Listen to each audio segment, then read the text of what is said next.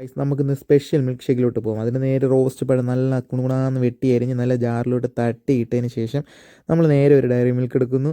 അതിങ്ങനെ കവർ ഇങ്ങനെ പൊട്ടിച്ചാൽ എന്താ ഭംഗി നോക്കി. എന്നിട്ട് 2 പീസ് അങ്ങ് ഒടിച്ച് അതിലോട്ട് ഇടുക.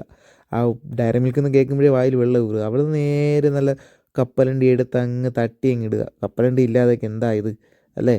കപ്പലണ്ടി വീഴുന്ന ആ സ്റ്റൈൽ തന്നെ നോക്കി, എന്താ രസം. അവിടെ നിന്ന് നേരെ നമ്മുടെ പഴയ ഹോർലിക്സ്, അറിയാലോ ഹോർലിക്സ് എന്ന് കേൾക്കുമ്പോഴേ കുഞ്ഞുനാളിൽ വാരി കഴിച്ച ഓർമ്മകളാണ് വരുന്നത്.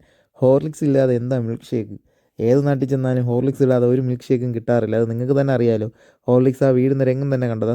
ആ സ്പൂണിലോട്ട് കോരിയിട്ട് 2 സ്പൂൺ ഹോർലിക്സും അതിലോട്ട് തട്ടിയിട്ടതിന് ശേഷം അത് കാണാൻ തന്നെ എന്താ ഒരു ശീലം നോക്കി. അവിടെ നേരെ നമുക്കൊരു കുപ്പി പാലെടുക്കാം. പാലെടുത്തിട്ട് അതിലോട്ട് നമ്മൾ പാലിങ്ങനെ പൊട്ടിക്കുന്നു. നേരെ ജാറിലോട്ട് കമത്തി അങ്ങ് ഒഴിക്കുക. കമത്തി അങ്ങ് അളവില്ലാതെ അങ്ങ് ഒഴിച്ചുകൊണ്ടിരിക്കുക. അളവൊന്നും നോക്കണ്ട. നമുക്ക് നല്ല ഇതാണ്. അവിടെ നിന്ന് നേരെ നമ്മൾ ഐസ്ക്രീം കോരി എടുക്കുക. നല്ല ഫ്ലേവർ ഐസ്ക്രീമാണ് കേട്ടോ, ഒന്നും പറയാനില്ല. വാനിലയാണ്, നല്ല ഫ്ലേവർ ഐസ്ക്രീമാണ്. അവിടെ നേരെ 2 3 ഐസ് ക്യൂബ് എടുത്തതിന് ശേഷം കപ്പിലാക്കിയതിന് ശേഷം ജാറിലോട്ട് തട്ടിയിട്ടതിന് ശേഷം നേരെ നമ്മൾ എന്ത് ചെയ്യുക, ജാറങ്ങ് ഓണാക്കുക.